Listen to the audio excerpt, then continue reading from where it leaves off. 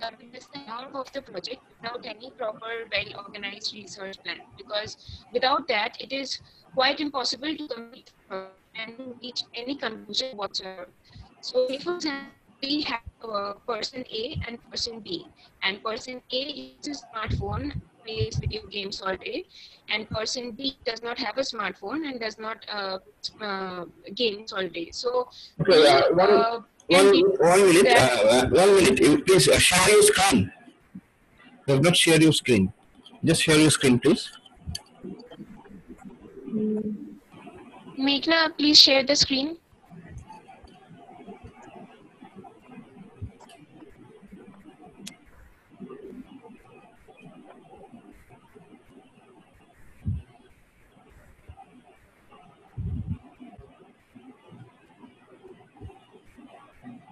Meghna is not present in the meeting, I think. Meghna is not present. Meghna is not present. Yeah, Meghna is joining. 1 minute. Meghna is joining. So Meghna can do that, no? Meghna is Yes, joined. yes. Okay, Yes. Meghna is joined. Meghna, are you there? Just share with the Yeah. Yeah, Suparna, continue. Okay, sir. So as I was saying, research methodology is regarded as the nerve of the project because that is how we validate a research. So say for example, if we know something that might be a known fact for us, but in order to validate that, in order to let other people know our findings, we need a research methodology. And it can be defined as a particular process or technique which is used to detect, select, process, and analyze the information which is already there or which we have collected. In a project, the research methodology section allows a reader to critically evaluate a study's overall validity and reliability. And to make our study valid and reliable, we have used two kinds of data, primary and secondary. So primary data is the raw data, which is not processed. So there are several methods of collecting primary data, like say, for example, observation method, where we observe what is happening and we deduce our findings from that.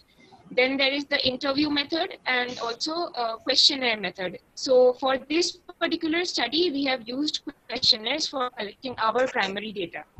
And secondary data, on the other hand, is the processed data, which is maybe already available at different places like, say, books, internet, journal, and so on. So researchers can utilize secondary data, and from there, researchers can deduce their results. So for this particular research, we have used most of the secondary material from different research papers which were available online. We have used those and analyzed thoroughly and understood their views and combined them with our own ideas and penned them down in this particular research. Now we have an analysis which Meghna will help us understand. Now, for understanding Green HRM in a better way, we have taken a case study which was done by Sharma Riddhi and Sharma Riddhi and Neha Gupta. We have used their case study in order to make Green HRM more understandable to everyone. The case study was done on the well-known company HCL.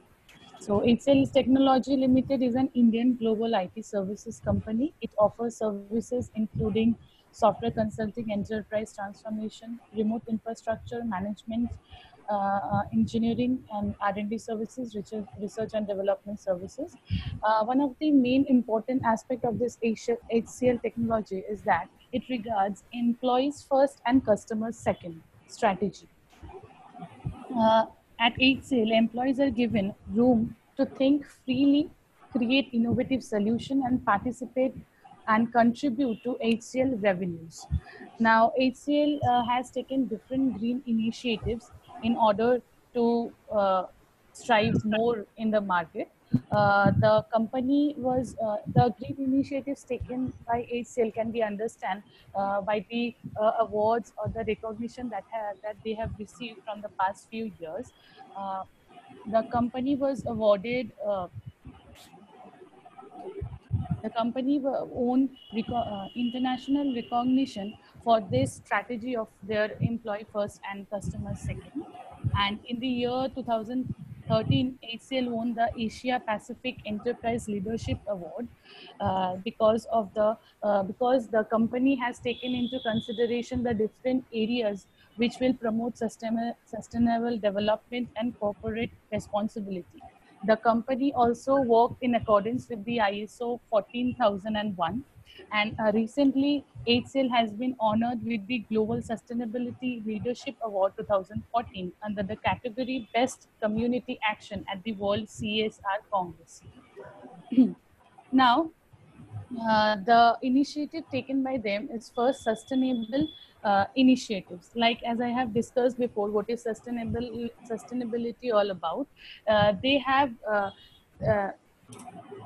have made their management administration in such a way that it helps in the in using of resources in such a way that in the later future the people don't get affected in that way. ACL runs a multi-layered corporate program so that the sustainability can be maintained at every level in the company. Then green data center. They have introduced green data center. That means they are transforming all its information into digitalized platform. They are using as much possible as less papers that they require for the works to do. Everything they are doing in a digital way. So that papers consumption can reduce. They have introduced well-equipped buildings which are insulated properly so that less amount of air conditioners or heaters can be used, and they have stored all their information digitally, and they go on deleting the informations which are not necessary for them anymore, so that the space available to them increases also, so that though they don't have to take up more storage devices, because again it will degrade the natural resources and will disturb the sustainable development program. Next, HCL e-waste management initiatives. Like I said, that they have planned of deleting the resources which are of no use right now, so that more and more space get available for them to use. They um, uh, in all the products that they ship, ACL includes the e-waste related FAQs so that the customers also become aware of the environmental impacts, and how they can also help to create a more uh, eco-friendly environment to live in. Uh, yeah, HCL holds its customers meet once in a year, or in a few years interval, where they discuss about the e-management waste that they are doing for their customers. They collect all kinds of scraps from their customers and recycle them if possible, and if not, then they find out some different ways in order to use them again. Next is employee involvement in green management. Now, they try to take up all green aware people as their employees so that they can help in changing the organization as well as the environment, uh, uh, and also include every employee, as I said before, that which is one of the most important aspect of green HRM, that includes including each and every employee in the different tasks, so that they can feel satisfied as well as belongingness towards their organization. HCL has provided with safe and comfortable work environment for employees, water and indoor air quality, best disposal from the facilities, reduction in employee travel, and preventive health care for employees. At HCL, employees are empowered to provide ideas, run campaigns, and implement action to conserve natural resources. An example of employee managed annual campaign for environment protection is the annual Earth Hour. This is one day on which all the employees resort to minimal lighting both in offices as well as at their home. On this day, they follow this kind of like process. They don't light their offices too much or their home too much, and try to save electricity as much as possible. So this is one example from where we can get that if we are able to implement this kind of policies, then the environments thrive at a greater pace than the others. And due to this also, the company is now a well-known company and well-recognized international company among the other companies. So Green HRM will ultimately help to increase the brand image of a company in the other scenes. After that, we have also done a survey to provide with an objective that it is very much important to initiate green HRM education in the school as well as college level. The organization obviously are responsible to take up these policies, but first of all, we humans should be able to understand, because the youth are going to work in these kind of organization in the later future. So we should be well aware about this concept before. So to know about this kind of survey, we have taken into consideration, we have taken into consideration 50 respondents who all of them are students, so that we can come to know how much they're aware of these policies or not. So the first everyone can see is the question, do you have any idea about Green HRM? About 66% of the people were aware of it. And I feel very privileged to know about this information that, yeah, everyone is aware of this word also. So, but again, 34% is not aware. So if we take the statistics and multiply it with the amount of population prevailing in the whole world, then we will be also shocked that this amount of people are also not aware, because 34% is also not a small amount of consideration. Next, the question that we have used is the term Green HRM, how they come to know about it. So here we have some, in the survey, there were few students who were not aware. So they were constantly asking us, what is Green HRM? Then we had to make them understand what is Green HRM. So that have created some exceptions also. So here the pie chart will provide the required information. The third question was, do you think is it necessary? The survey says, yeah, most of the people think it is necessary to initiate this process. There are different questions that we have used.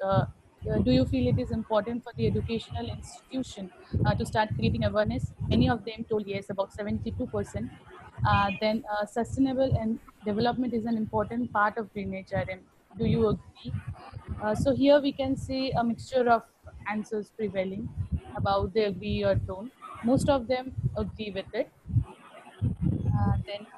Do you think governments should start creating awareness? Most of them said yes. And then, why do you think Green HRM is important? Uh, the options were trend nowadays or necessity of the hour. So most of them said necessity of the hour, which is the name of our topic, a dire need of this hour. Then how much Indian organization are promoting about Green HRM? So very less, everyone can see the statistics from here. The Indian organization, very less of them are using Green HRM nowadays, very less. So there should be more awareness about this Green HRM in every organization. And what level should the employees of Green HRM need to be implemented? So most of them agreed at the employee level. Yes, it is true that every employee should be aware of this topic. Then and only impact can be met. Now, do you think government should make the policies of Green HRM mandatory for every organization? So here, most of them said yes, and that the survey we have done with which we can come to a conclusion that yes, it is very much important to include Green HRM in the educational level, which will help to create a better impact in the later future. So here I have made one model after understanding everything, whatever we have collected about Green HRM, which includes that Green HRM has different small parts accumulating which the Green HRM is formed. The green training and development. Green training, obviously, the every employee should be trained in such a way that it helps in reserving the resources. And then digitalization, as we are moving towards this digitalization, it helps in saving paper. Like even the ATMs are now not giving us the receipt of the money that we withdraw. They are saying that go paperless. We are using mobiles for that. Then green rewards and compensation, as Shudipta told about how we can reward the employees for being green so that they feel more motivated. Then carbon footprint management, I have discussed it before what is carbon footprint is all about and how we can manage it. Then recruiting green employees, this was also told by Shudipta, how to recruit and why should we recruit. And e-waste management, as the example in the HCL, we have come to know how we can manage these wastes and how they are helpful for us. So here are some solutions which will be given by Tanya. I'll hand over to you. So here are some environmental friendly solutions to stay green. The first point is green printing. Now, what is green printing? Green printing is printing in a very environment friendly way, like to use recycled papers. The second point is green manufacturing and disposal of iCards. So right now, currently we all have e-iCards, isn't? And which is being used. That is more environment friendly than using actual iCards. The third one is job sharing, which is sharing a full-time job between two employees. Now, to make the maximum utilization of time and resources, it is very helpful, or it's a good idea, so that two employees can together complete one job in lesser time. The fourth one is conferencing and virtual interviews. As we know, we are all stuck in this lockdown situation. So, virtual interviews have become very normal to us, and I think it should henceforth continue because it helps us to stay green. The fifth one is recycling. Again, we have this concept we have been studying since our junior classes. What is recycling? The sixth one is telecommuting. We can commute through telephones as well. The seventh one is online training. Like right now, if you see a small example, like our colleges also is having different seminars coming up every month, every week. So we are making use of this e-platform. So that is why we can implement these in offices and organizations also to stay green by implementing online training. And the eighth one is reduce employee carbon footprints, which has been explained by Meghna before, by likes of electronic filling. And green HR involves reducing carbon footprints via less printing of papers, video conferencing more, and online interviews as well. Just like in this lockdown, there's a lot of organization holding online interviews through Zoom calls, and we are also utilizing the most of it by giving this presentation. So we can do this more often to stay green. The next one is the advantages, which will be discussed by Sukanya.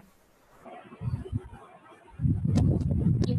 The benefits and the advantages of green HRM. Now, green HRM includes environment-friendly HR initiatives that will obviously result in greater efficiency, lower cost, better employee engagement and retention of the employees in the particular organization. That will ultimately help the organization in reducing employee carbon footprints by electronic filing, car sharing, job sharing, teleconferencing, virtual interviews, and so on, which were already emphasized on by my previous speakers. So green HRM plays a vital role in the industry to promote environment-related issues.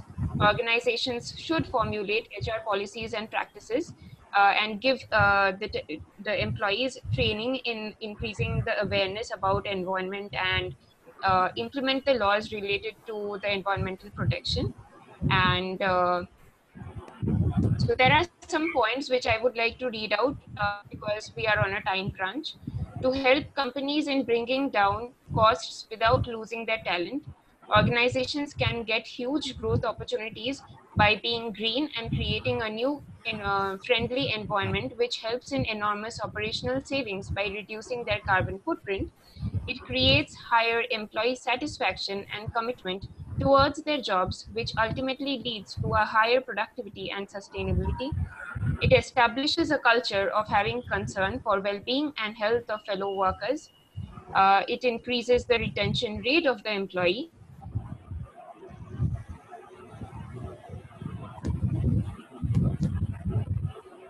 Sukanya? It improves the environmental, reduces the environmental impact of the company, increases the competitiveness and increases the overall performance. And then there are, of course, some rebates and tax benefits because the government might offer tax intensive incentives and rebates because the company is green. So that's all. And now we have the disadvantages, which Tanya will speak about. Yeah, so there are 6 disadvantages that I want to cover up. The first three, like the initial cost, inadequate savings, and increased capital outlays, are quite interrelated. Like, I'll just explain what is initial cost. So, greatest disadvantages of going green is that it often requires a large amount of initial cost. For example, if you want to install a new insulation to keep the heat from escaping our house, that is considered to be green home improvement, right? But then for those, it requires a huge amount of money to get the work done. The second point comes to inadequate savings, where the aim of going green in many cases, such as building an energy efficient home or purchasing a hybrid vehicle, is to reduce the environmental impact while saving money in the long run, right? And green constructions and automobiles tend to use lesser amount of energy. So original cost can often be recovered over time through energy saving. But the problem is that the savings generated by going green are often less than expected. The third point is increased capital outlays. So some green solutions, require an initial cash outlay that it decreases the firm's bottom line performance while the investment is paying off for itself. This can again decrease the earnings or the annual profits of a firm. Now, both are the unequal competition. So, in this business realm, going green is obviously, as discussed by Sukanya, is a smart goal to gain goodwill and customer support. But unless these green developments are economically feasible, it can put business at a competitive, deterrent. For example, if company decides to self-imposed containment standards which require installation of new technology and workers, while the another sets loose of these standards, the second company will obviously have an advantage since they have lower production costs. Now, the fifth point is marginal impact. To be very honest, marginal impact, as we all know, is one person is in a very small aspect that we consider. What is the change that we bring along if an individual is doing that? So, for example, not in an organization level, also in our day-to-day habits, if I stop consuming plastic goods, or if I stop using plastic, that is not going to help the environment as a whole. That is a very negligible amount of impact that is going to create in the society. So all of us need to do that for the improvement of a better society. And the fifth one is employee empathy and reluctance. So many there who feel that it is not their responsibility to protect the environment while they are at work, and this has proved because of the lack of knowledge that they possess in green HR. Next is limitations, which will be covered by Shubhito. So I'm going to explain the limitations of the study. So first of all, the foremost limitation of the study is insufficient availability of primary data. So what is primary data? Data that is collected by an investigator himself or herself for a specific purpose. Example, data collected by a student for his or her research, that is by us. But very few institutions have included green HRM within their curriculum. So we can't explain or read about it in a very explained manner. Most of the people in India, as we can see by the surveys, are unaware of the fact that green HRM exists. The research has been conducted in the lockdown period of COVID-19, as we all know. As a result, a lot of sources could not be accessed, like libraries, schools, colleges. It was possible to read some books, but it was not possible because of this. The only resource for research was the internet and the material available online. As a result, books and journals couldn't be looked up properly. The fourth point is very few companies have adopted green HRM policies. According to a survey, as I followed on the internet, that 80% of the companies don't use green HRM policies in the companies. Only 20% use them. So it should be adopted in more ways so that the students can explain it in a very explained manner. And limited sources of contextual knowledge. So what is contextual knowledge? The contextual knowledge is that if you read in books and journals about this green HRM, so we can explain it in a very well manner. So it was not possible because of that. And the conclusion will be explained by the following speaker.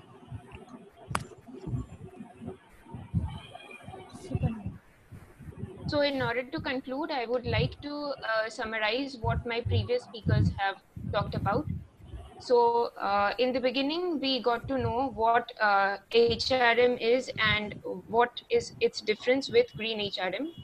Then we went through some theoretical concepts where we learned how it can also help preserve your personal resources, the green HRM, how it can help preserve personal resources.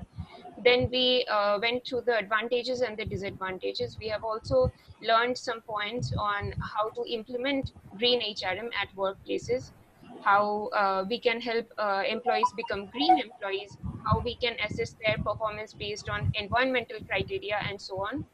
Then we have also learned what has been deduced through previous researches based on this particular topic through the literature review. After that, we have also gone through the objective of this study, which was basically to shed light on how green HRM policies and practices improves the performance of an organization in respect to sustainability. And we have also stressed on the fact that the study of green HRM in educational level is important to create further impact. We have also gone through our research methodology, in which we have explained how we use primary data as well as secondary data. We have used questionnaires and also other research papers. Then there was an analysis in which Meghna explained the survey as well as a case study from HCL Technologies, say sustainable initiatives at HCL, Green Data Center, etc. And after that, we have also learned the limitations of our study, which was the foremost limitation was insufficient availability of primary data, because rare institutions have included GHRM within their curriculum. And in conclusion, I would like to say that it is evident from the discussion made so far that GHRM promises potential benefits for both the organization as well as the ones who are employed by them. For the organization, there is some evidence that better environmental performance is also associated with improved financial performance, and the outcomes are called green phase. Then GHRM practices also helps improve the well-being of employees. GHRM helps in achieving greater efficiency and also lowering costs within a process, say reducing the and eliminating the ecological wastage, refurbishing HR products, tools, etc. There is also usefulness of linking employee involvement and by making them participate in environmental management programs. Just like Meghna said, it helps them feel more responsible, and as a result, they are more dedicated to their work.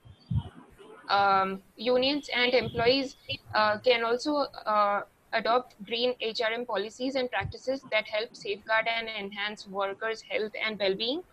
And then there are 3 points which we have penned down after studying the entire thing.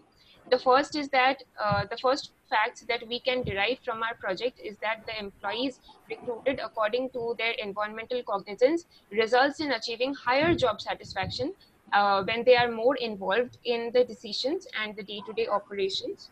The second one is that it helps obtain immediate and effective results in an organization if there is a strict policy. So when the organization will have strict environmental policies and the employees are rewarded and penalized in accordance to their organization's performance, green performance, in fact, the productivity will increase. Third is that training can be given to employees so that they can acquire more knowledge and information that will encourage them to contribute towards the betterment of the environment and the society as a whole, not just the workplace. And we would also like to say that there are abundant opportunities which are available to plan this study further. Future research can be done to discover reasons of why GHRM is restricted, like the restricted news about future research chance to introduce more factors that may influence environmental performance through their further exploration of the same topic. So that's all on our part, and it goes without saying that this wouldn't have been possible without the continuous mentoring and help from our very own professor, Dr. Soumya Mukherjee. And I would also like to thank Sir Avik and Renu ma'am. Okay, so it was outstanding performance, no doubt about it. It's a very good performance, very good performance from all of you. I knew about your project. Shomo sir has told me that you are making a very good project, and it's really so. So thank you all of you for giving us such a wonderful presentation, making a wonderful project. Very good. Keep it up. Very good. Everybody of your team is excellent, outstanding. Okay. Thank you so much. And now one thing, we will like to ask you some questions, but for that again, after another session is going to end, I'm again issuing another session. In that session, we will join for the question answering. Okay. Okay, sir.